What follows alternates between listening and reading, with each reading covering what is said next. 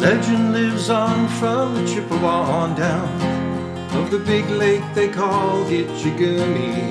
The lake, it is said, never gives up a dead when the skies of November turn gloomy. With a load of iron ore, 26,000 tons more than the Edmund Fitzgerald weighed empty. The good ship and true was a bone to be chewed when the gales of November came early.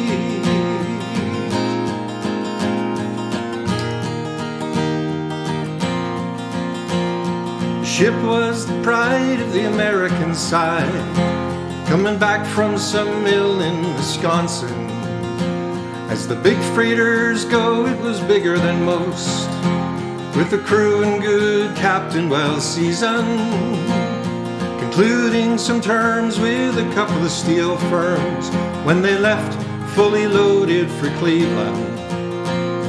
And later that night when the ship's bell rang, could it be the north wind they'd been feeling?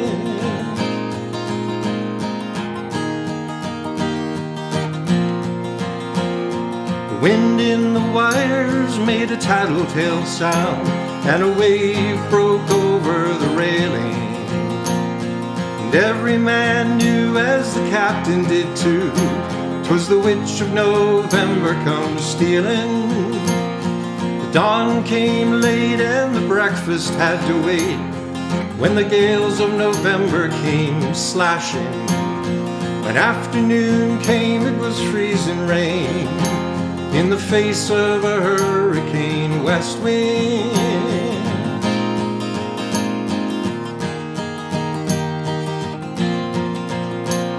When supper time came, the old cook came on deck, saying, fellas, it's too rough to feed ya.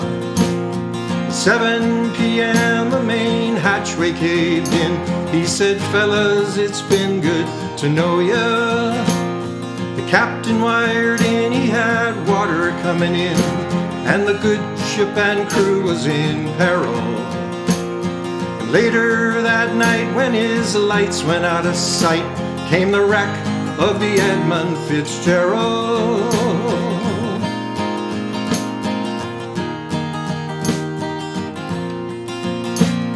Does anyone know where the love of God goes when the waves turn the minutes to hours?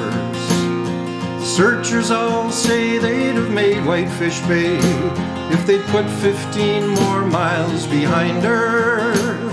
They might have split up, or they might have capsized. They may have broke deep and took water.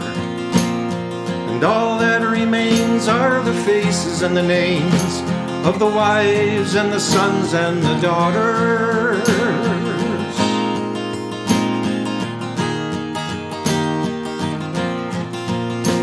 Lake Huron rolls, Superior sings in the rooms of her ice-water mansion.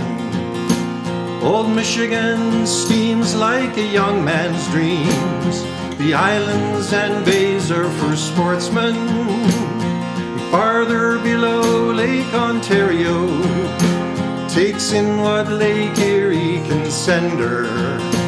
And the iron boats go, as the mariners all know, with the gales of November, remember.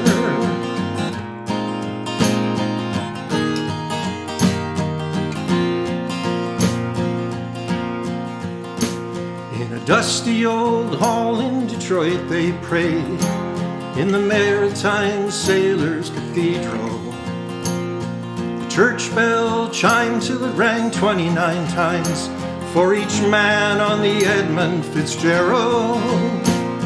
The legend lives on from the Chippewa on down, of the big lake they call Gitchagumi.